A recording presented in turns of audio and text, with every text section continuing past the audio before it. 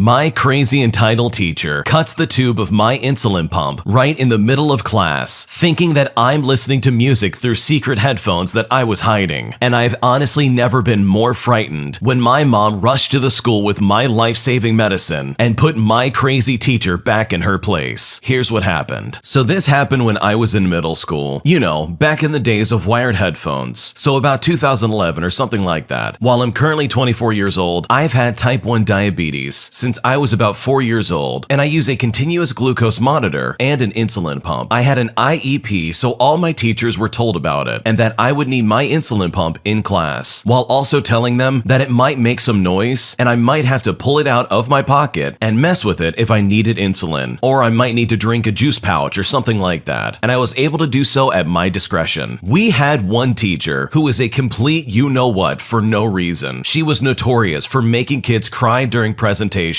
She even told one girl who wanted to be a doctor to find a cure for cancer, all because her little sister had childhood cancer, that she would need to actually be smart in the first place in order to do that. And she said this all while chuckling to herself. I mean, what kind of teacher would do that? Let a kid dream. We were only 12 years old. As you can imagine, she was also at war with technology. And on a side note, these days I use my phone to check my glucose and give myself more insulin. I can't imagine being a kid today and dealing with a teacher like that when the lines are blurred and your smartphone is actually a life-saving medical device. But anyway, if you're not familiar with insulin pumps, the kind I use has a little tube that connects the pump, which has the insulin, to my body, which needs the insulin. This teacher also liked to be weirdly obtuse about things. Instead of being like other teachers and simply saying something like, "No cell phones in class, put it on my desk," which would allow me to remind them that it's an insulin pump, and then they would usually respond by saying, "Oh, that's right, my bad." She would instead try and talk abstractly about what she wanted to happen while walking around the room. So this particular day, she kept alluding to students listening to music in class, stating that you should be careful with what you do because she can see it, stating that us kids might think we're sneaky, but adults know what we're up to. I obviously wasn't listening to music, so I figured she'd seen someone with headphones on in the room or something like that. And the next thing I knew, she had snuck up behind me with scissors. It took me a good moment to realize what happened exactly, because I was honestly astonished and completely in shock that she would do something so destructive and so absolutely toxic. And while I was used to teachers thinking I had a cell phone or getting upset about my pump beeping during exam, until that day, no one had ever touched it before, much less taken a pair of scissors and cut my life-sustaining tube, which is exactly what she did. I was actually sitting with my mouth agape, and she turned to me, now that she was in front of the class again, and said something along the lines of, "Well, original poster, care to share with the class what tunes are more important than listening?" I'd at this point put together that she thought I was listening to music, and she thought that she cut my headphone wires in half. I replied by saying, "The only thing I'm listening to are just my thoughts while I've still got any, since that was my insulin pump that you just cut in half." She had to let me go to my locker to get my cell phone to call my mom to bring me a new infusion set, and while she was speeding to the school for me, I just waited in the front office for her. She worked from home and drove like crazy to get here. And when I tell you that my mom was angry, she was absolutely furious. And I don't ever want to see her that angry again in my life. It took 10 years off of my lifespan, and I wasn't even in trouble. When my mom showed up, I was sitting in the office waiting for her. I think it took her like 15 minutes to get there post phone call. She asked me if I was okay and checked out the damage that was done. I could obviously tell how angry she was, but not with me, obviously. She walked straight up to the receptionist and just asked where the teacher was, and they phoned the classroom and had the teacher come up to the office. The principal also came out. My mom then ripped her a new one, but she didn't yell, though I honestly think that made it more terrifying that she was very collected in this situation. I don't remember word for word, but basically she said that removing my insulin pump was a violation of my IEP, not to mention that it is a medical device and an extension of my body which is keeping me alive, and that she would have the audacity to damage life-saving medical equipment was not only reckless, but also a criminal act. My mom said that type 1 diabetes is no joke, and it can take lives, that she should count herself lucky she didn't damage the pump itself. My mom then explained how expensive these things are in the first place, and everything they had to do just to get one. My mom put the fear of God into these people, but in a way that they can't turn it on her and say that she's being disruptive. After that, she took me home for the rest of the day. okay. Eventually, my teacher really did apologize to me. It wasn't too bad. We had a meeting with her, the principal, the assistant principal, and a lady from the special education office, plus me and my parents. She said she was sorry for her actions, and that she shouldn't have treated me that way, and she hopes I don't grow up to expect people to act like that towards me. She forgot I had an insulin pump, but I didn't feel like she was making an excuse. She was saying she should have been more mindful, and that it was her fault, and that I did nothing wrong. She also said I was very brave and calm in the face of adversity, stuff like that. And then she apologized to my mom and dad for frightening them for what she did. She then offered to pay for any cost for the damages that she caused, but my parents declined. They wanted all the teachers to get more education about kids with diabetes, and so the school nurse had somebody come in to specifically educate all the teachers in the school about this very thing. In the end, my parents did not sue the school or my teacher, and I unfortunately still had to be in her class. This was a tiny school and did a lot of things backwards. I'm honestly surprised that this teacher wasn't fired right on the spot. What she did could have been catastrophic, and I'm honestly blown away that she did not lose her job. But here's the thing, even if this student was listening to music, what gives her the right to cut the headphone wire? That's literally destruction of property. This lady actually thought that would be okay as a response. Like, all you have to do is see it, call the kid out on it, and write him up. That will literally solve all your problems. You don't sneak up with a pair of scissors and cut the wire just because you want to try and be weird. And I know exactly the type of teacher that the original poster is describing, where they are weird and abstract and they don't tell you exactly what they want, but they speak in circles as if you're supposed to understand them. So good for this original poster for staying calm in this kind of situation. I'm sure it wasn't easy, but at least you had your parents on your side who recognized how serious this situation was and put that entitled teacher back in their place. My partner is having really emotional outbursts, and I'm struggling to find any kind of solution, and I don't know what to do. The title says it all, because I'm struggling to understand if my partner is being emotionally abusive. He's been through a lot of trauma in the past, and I try to be really sensitive and forgiving of the emotional outbursts as well as anything else that might be going on. I'm just struggling to draw the line between misunderstanding and allowing space for trauma responses, as well as protecting myself from emotional outbursts, or at the very least, protecting my own emotional well-being when they're not doing well. When things are going good between us, they're really good. He can be the sweetest, most loving person in the world. He never puts me down and encourages me to step outside my comfort zone and do things that make me happy. Sometimes I can't truly believe how lucky I am to have such a sweet and sensitive person in my life. Then there are other times when something triggers them, and it's a whole storm of emotions that I don't want to deal with, and I don't know how to. For example, we went on vacation for the first time together, and our Airbnb was terrible and not as described at all. It was in a bad part of town, and I was feeling very unsafe. After a day in the Airbnb, we mutually agreed that it was a bad situation, and we coped by talking and making jokes about what we got ourselves into. At night, we booked a new Airbnb for the rest of the vacation, and we were set to leave the next day. We were still half complaining and half joking to each other to make the best of the situation, and I honestly thought we both went to sleep on decent terms. Not happy about the situation, but in it together and making the best of it. When we woke up, I was washing my face and getting ready for the day when my partner suddenly declares, "This is horrible. This whole vacation is a disaster." And he starts rapidly and sloppily packing his bags as fast as possible. He was huffing and puffing and storming around the Airbnb, stomping off to the car and clearing everything out, while I'm basically still in my PJs, not knowing what's going on. I later learned that we had to check out early, but he never communicated that to me. Also, we still had hours before checkout time. The way he rushed was completely unwarranted. I got him to calm down at certain points of the morning, but he basically stayed in that heightened emotional state for 5 whole hours. There was nowhere for us to go. I couldn't walk away and leave on my own because we were in a bad part of town with nowhere to go until we check into the next Airbnb. So he's basically just sitting there super anxious and complaining in a public coffee shop. He's having what we can only describe as an adult temper tantrum, and nothing is getting through to him. I forget to mention, but we also have his dog with us. Something triggered the dog, causing it to bark and act up, and he just screams a swear word and storms off somewhere into the neighborhood with the dog. My nervous system is fried at this point, and I'm literally crying alone in a coffee shop, waiting for them to come back. After blowups like these happen, I'm left feeling super confused, emotionally, and feeling insecure about the relationship. I feel like I do a lot to prevent these these outbursts from happening, but I just can't predict their moods. Another example is that their internet went out before an important Zoom call that they had to be on. They had another full-blown adult temper tantrum before the call. He was so flustered that he accidentally dropped his phone and then purposefully kicked it, screaming at their email, cursing the phone that wouldn't call in. I offered a solution by connecting my work computer to my hotspot so they could sign into Zoom, but they were too worked up to type in their password correctly, so they banged their fists on the table multiple times and jammed the keys of my work computer a little too harshly for my liking. They jumped up and down on the floor in frustration, with more cursing and more banging, speeding around the apartment in a huff. The tantrum only lasted about 5 minutes, but I was close to a full-blown crying panic attack. I'm an overly sensitive person in a lot of ways. I get overstimulated very easily, and I'm also emotionally sensitive. So even though their blow-ups are very rarely directed at me, being around the blow-ups affect me greatly and take me hours, if not days, to recover. So as you can see, there is a lot going on, but I'm wondering if this counts as emotional abuse. It's not usually directed at me, and he never directly puts me down. I really am just not sure how to talk to him about this, or where I should draw the line. What should I do? In my opinion, I would absolutely call this emotional abuse. His outbursts are absolutely unacceptable. These are not normal, and he seriously needs some help. In my opinion, if you're afraid of your partner's emotional outbursts, then I'm pretty sure this is an emotionally abusive relationship, and it's something you really need to be aware of. They may not be directed at you now, but what is the game plan here if it does suddenly shift to you? This behavior needs to change, and no amount of excuses or accommodations on your end is going to change that. As a side note, the man in this story is 35 years old, so I find it hard to believe that there's any really good excuse to try and justify this behavior. I totally understand that people have trauma and they have mental health issues, but they are still responsible for managing what triggers them, as well as taking care of those issues in their life. So I think maybe looking into therapy of some kind so they can better manage their emotions would probably really go a long way. Regardless of what happens, hopefully it all works out, because from what you've described, this sounds like a really sketchy situation, and hopefully things are able to be worked out. I think that the woman I'm seeing might be a narcissist, and I don't know if I need to take these signs seriously or what I should do. I met this woman 3 months ago, and she is very, very beautiful. She's really tall, about 2 inches taller than me at 5'11", and when I go out with her, I notice a lot of people checking her out. We aren't in a relationship, but we have been intimate 4 times. After I met her, we immediately started texting each other for hours. We had a lot of chemistry immediately, and we started calling each other cute names. Because I'm younger, she would call me puppy, and we would have this cute talk back and forth over and over again, and it really was nice. At some point, she asked me if she thinks this will go on, asking if maybe we should text other people every so often, questioning whether or not we should be seeing each other so often. I asked her what was going on, to which she said in a very blunt way that she is afraid that she will get used to me very quickly, and that she is then going to dump me. She talked about her past relationships and revealed that she ended her previous relationship because of that. She also asked me several times if I still like her as much as I did before, which leads me to believe that she doesn't think things will last. And when I say that yes, I like her as much as I did before, if not more, she says, well, it kind of feels forced. I low-key feel like we're past the honeymoon phase, and it doesn't feel as intense as before. She's very subtle when she talks, and not as dramatic, and even when she isn't very subtle, she uses a lot of words so that what she says doesn't sound blunt. Another strange thing is that while she tries to come across as a good human, she sometimes drops that attitude altogether and jokes about how bad she can be when she gets mad, saying stuff like, we haven't had an argument yet. You should see what I'm like when I'm mad. You'd run so fast. And sometimes she would talk about her past and tell me that she was totally a high school bully. When she talks about something bad that she has done in the past, she tries to make it sound like it wasn't a big deal, or she tries to sound like a person who acknowledges that what she did was bad, saying stuff like, I know that it was bad, but I got mad at my friend and I threw a stone at her, or something like that. And then she'll quickly return to her current attitude and say, oh, I've changed so much. I was just a kid. I'm so kind and caring now. And then she'll try to justify and prove that she's kind and caring now. As an example, I was hanging hanging out with her, but I had had a bad day at work. I wasn't in the mood to have any kind of fun. So she said in a gentle voice, "Hey, it's okay. Nobody is happy all the time. Tell me what happened at work." And she gave me emotional support, and then she even kissed me just to make me feel better. Then 3 days ago, she uploaded her WhatsApp pictures, and it was a picture, and it was a quote from the Taylor Swift song that said, "Did you hear my covert narcissism that I disguised as altruism, a tale as old as time?" I randomly Googled these words, and it turns out it's from the Taylor Swift song. But if you put all these little pieces together, I just don't know what to think, and I'm starting to worry that there's something a little sinister and eerie about her. She does seem to be a little self-centered in general, but I'm not sure if she's a pathological narcissist or not. It's very subtle though, like she wears her red lipstick as soon as she wakes up, and then she talks about the guys who hit on her and says stuff like, "That guy was cute. I was tempted. You've got competition. I'm just joking though. As soon as he talked to me, I reminded myself that I have you." I realize this may sound like a generic question, but should I take these signs seriously? Am I just reading too much into these little things? What should I do? I'm not sure if they're a narcissist. I mean, that's a big conclusion to make because there's a lot going on here. It does seem like she's kind of playing games though. It kind of sounds like she's been hurt a lot in the past, so she's trying to make sure that she's not going to get hurt again. But the signs are definitely there. I can kind of see where you're coming from. But aside from what you've mentioned, it doesn't seem like there's anything glaringly obvious that would shout that this lady's a narcissist. But I think either way, you can definitely proceed with caution and keep an eye out for any other things that might be going on. Because you know what? If the relationship is working out and if you're happy with her, then I honestly don't see anything wrong with seeing where this relationship goes. My wife hates every job she's had, and I'm not sure what to do anymore. My wife and I both work in corporate environments. She has nearly 10 years of experience and is quite good at what she does. We both make healthy salaries, so money is not really an issue. But at every company she's worked at, she eventually reaches a point where she just cannot continue. It affects her mental health, it drains her emotionally, and she stops feeling fulfilled. When I first met her, she was in a mid-entry level role, and she wasn't getting the recognition or compensation that she deserved. That company is kind of known for being toxic, so she decided to move on. The second company was somewhat of a startup, an exciting role where she got to wear many different hats, and she got to do a lot of different jobs. We've both come to learn that this means that she's going to be covering a lot of whatever comes up on short notice. It's going to be one fire drill after another. Her complaints started after a year or two, but she stuck it out for 3 years in total. But man, did it take a toll on her. Lots of venting, tears, and frustration. She got pigeonholed into work that she didn't want to do and felt there was a culture of higher-ups basically being untouchable and colleagues talking down to her and trying to deflect blame for mistakes. So again, just like her previous job, she ended up leaving. Now she's at her third job and she's about 6 months in. And last week, she told me that she hates it, that it's not what she expected. She doesn't know why she was hired because the type of work she was promised doesn't exist. Instead, she's being asked to be a glorified project manager, which she absolutely hates. Now, last night, after more tears and more venting, she said that she would quit tomorrow if she could. I literally didn't know what to say. I think I just kind of stared blankly at her because I couldn't believe this was happening for a third time. I can't really muster up the enthusiasm to give my pep talk for a third time. She mentioned that she wishes she could just be like me and like my job, but maybe my secret is that I don't actually love my job. I mean, it's fine. There are parts I like and dislike, and as I've progressed, I've felt like my need to care is much less now. I don't get paid to stress off the clock. I don't get wrapped up in politics or drama. I just kind of keep my head down and I chug along. And so I ask myself, why is it that she can't do the same? Has she really gotten unlucky with 3 jobs in a row? Does she have an unrealistic expectation of what a job is supposed to be? Very few people like their job, but it should be at least tolerable and not leave you looking like an emotionless zombie at the end of the day. It's affected our relationship because she wears her emotions on her sleeve. She can be fun and bubbly and goofy, or she can have a permanent unhappy look on her face and look like she hates everything around her. And I'm tired of the latter. Like I said at the beginning, money isn't an issue. If she needed to quit today for her mental health, I could support us well enough. And I've told her, do what makes you happy. Don't worry about your resume or disappointing the person who hired you. I will support her in no uncertain terms. But at the same time, I can't help but wonder what will be different the 4th time. How long until she realizes it's just another corporate structure with someone assigning her work with deadlines? What should I do? It really sounds like the corporate setting is just not a good fit for her, which is not unusual. corporate America sucks. I can say that first and foremost. So maybe the option of getting out there and looking at something different outside of the corporate setting would probably do a lot of good for her. Maybe even going back to school and pursuing something else, because it really does suck when you're at a job that is terrible and you feel like your entire life is just being drained away by that place. And also, 3 jobs in 10 years is not that bad, to be completely honest. I think, in my opinion, we live in a society nowadays where staying at one company for your whole career is really rare. People hop between jobs, so it's not totally unusual to say, you know what, I'm moving to something else. And I honestly think your wife will be a lot happier doing something else, because she's clearly unhappy, and I think the pattern is pretty clear that she needs to make a serious change, otherwise she's just gonna be miserable. Thanks for watching. When you subscribe, make sure to hit the bell to turn on notifications. To finish listening to all the stories, use the playlist at the top of the description, and the next time you live stream, use the Cream of the Crop music. Search Cream of the Stream on Spotify or whatever platform you use for copyright-free music to use for your next stream.